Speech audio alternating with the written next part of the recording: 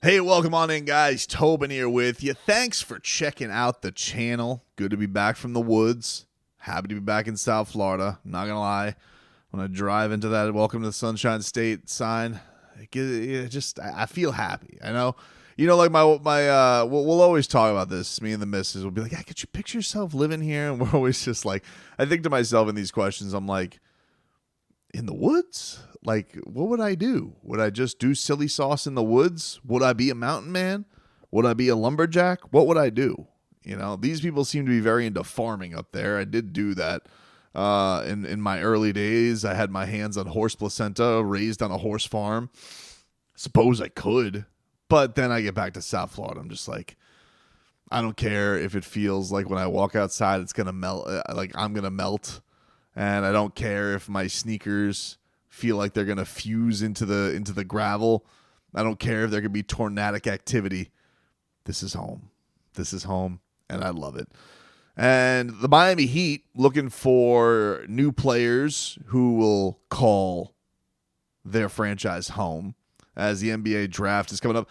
Look, as an aside, if you guys think I'm ignoring the NBA Finals, you're right. I didn't watch the first game. It was the last day of my vacay, and it was a blowout. When I was like looking at the scores, I'm like, do I want to tune in? I could.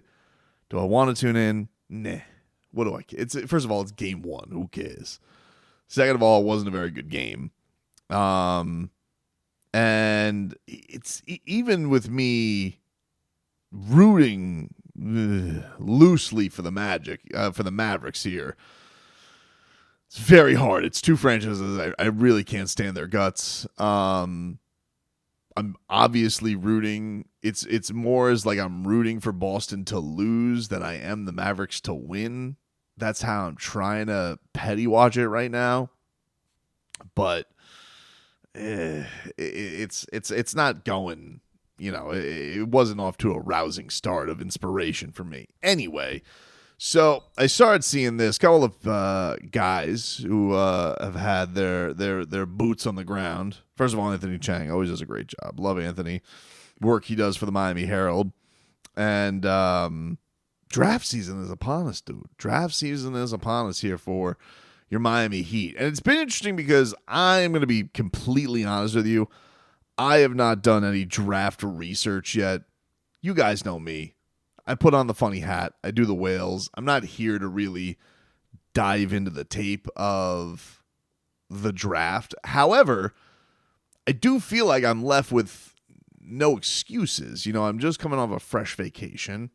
I think that over these next couple of weeks, I got to dive into some of these prospects and figure out who I like. So I got a handful of guys that I have keen opinions on, that when they get to the Heat's pick, I'll be, oh, my guy's gone. But I had seen the list, and I'm like, I know like one of those guys. Because I'm not a big college basketball guy. I'm not. But I had seen Greg Sylvander of the of 5 Reasons. Does a fantastic job, especially this time of year, I'll say, for Greg. Does a great job with the stuff. Greg's he's knows even like, wasn't he a Max Strus, I think, back in the day? Greg's really on it. Lefty Leif, shout out, dude. But he had posted their list of players. He says, Miami Heat workouts either scheduled or completed per sources. Devin Carter from Providence. Zach Edey, know him from Purdue. Isaiah Collier, know him from USC. Jesse Edwards, West Virginia. Tristan Enaruna, don't know him. Cleveland State, shout out to Norris Cole. Sam Griffin from Wyoming. Ron Holland from the G League Ignite. Kashad Johnson from Arizona. Tristan Newton from UConn. Zion Poland from Florida. I did see that. I looked him up the other day, and I think it's like he's like a second round type of guy. Yeah, can score though. Can score. Kalel Ware from Indiana. Joseph Girard from Clemson, and Marcus Domask from Illinois. So Greg has given me the list. I need to get on my homework and check that on out. According to Anthony, he says among the prospects that he'd have scheduled for pre-draft workouts, he confirms Devin Carter, who, by the way, is Anthony Carter, former Heat guard, former Heat assistant coach as of a couple of years ago. Anthony Carter, that's his son. Kel'el Ware, Isaiah Collier, Arizona forward, Kashad Johnson, Tristan Newton. So there you go. Multiple reports and confirmations. Carter, Ware, and Collier, Anthony writes, among the first-round options, while the Heat pick at 15. And then the Heat, of course, have a second-round pick at 43. So, yeah, man, I guess I'm going about this. I'm not giving you a breakdown. What I'm telling you is I'm going to do my best to get into the breakdown of these guys because I got to be honest with you. This has become a very important time for the Heat. The last 2 years, the guys that they have taken have been very intriguing prospects, two very opposite ends of the spectrum, but Adam Simon, who does not get nearly enough credit for the imprint that he has on the Miami Heat. He does not. It's all Riles, and then it's Riles. It's Andy, the cap genius. It's Spo being Spo. Spo is the one voice. Adam Simon and his scouting department, they do a tremendous job. This Heat draft has been an absolute gold mine for this franchise between Bam, between Tyler, between Nikola Jovic, between Jaime Jaquez Jr. Hell, even if you go to guys who are Josh Richardson in the second round, the undrafted guys that they had found, this has become a very, very important time for the Miami Heat. Quite frankly, it's been more fruitful than the chasing of the whales has been. The most exciting parts of the last couple of years have been watching the young guys flourish, especially last year. I would say the most thrilling parts was watching Jaime and watching Jovic do their thing. So this has become a very important thing. And one of the things that I think is unfortunate, like people are being bastards because they want to do this, but like I saw way too many mock drafts this year of like Precious, the standalone of Precious Achiuwa taken above Tyrese Maxey, and that's not fair. Like, it is what it is. Like, everybody's gonna have drafts where you kick themselves, but like it would speak to it a lot more if the Heat didn't hit way more hits with the draft than they did whiffs.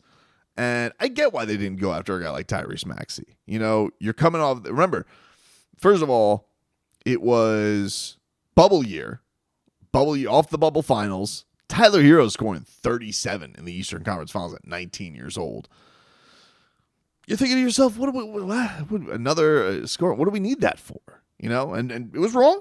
Hey, wrong. Who doesn't want more talent, right? Tyrese Maxey turned out to be the far superior player to Precious Achiuwa in a very weird year where you had to meet people via Zoom. And I'm so going to give the front office a pass on Tyrese. And I know there were Heat fans that want him because they're like, hey, Kentucky guard, best Kentucky player. That's what we do. That's been the formula. That's been what everybody's been doing. Precious Achiuwa, where the hell is he? We don't know. He was the best player on Memphis because Wiseman left. What was that? I got to give Adam Simon a pass on that, dude. For all the gems that this guy, the giant Serbian Terminator, 18 gangly, and is like, yeah, that guy's a player. Jaime Jaquez, right at the right time, right for the team, who's a guy who can infuse some life right to the team right away. Jaime Jaquez Jr. Oh, by the way, he's a perfect Heat player. His favorite player is Jimmy Butler. So, yeah, my nose, my big ass nose, has to be more to the grindstone here for this upcoming draft season. And get it going, man, because this is going to be the surest thing out of anything, right? We don't know if the Heat are going to be able to get Donovan Mitchell. We don't know what the hell the future lies for Jimmy Butler. We don't know what the future means for anything for these guys. But we do know the Heat pick at 15, and we do know their success rate of getting guys that could be productive for them is very, very good. It's very, very good. There's not a lot of stinkers on there in their recent memory. If you, especially the first rounds, I mean, like you could be a real the Justice Winslow, Devin Booker thing for sure. I mean, like that's understandable, but we were doing that for a while. But Justice wasn't a bad player. Justice wasn't a bad player for the Miami Heat. Justice Winslow was first of all a really, really good rookie and a guy everybody was really excited about. Had his injuries, has revealed some of the mental struggles that he had with being, the franchise piece taken at 10 overall and was going to provide something for this Heat team. And, but it was a draft where they got him and Jay Rich, a draft that everybody was pretty pleased with at the time. So, again, Adam Simon and his crew do a tremendous, tremendous job. They do not get nearly enough credit. This should be an exciting couple of weeks for Heat fans to see who will they find to fit around what they got and could provide something for them for now and possibly for the future and maybe even possibly right now.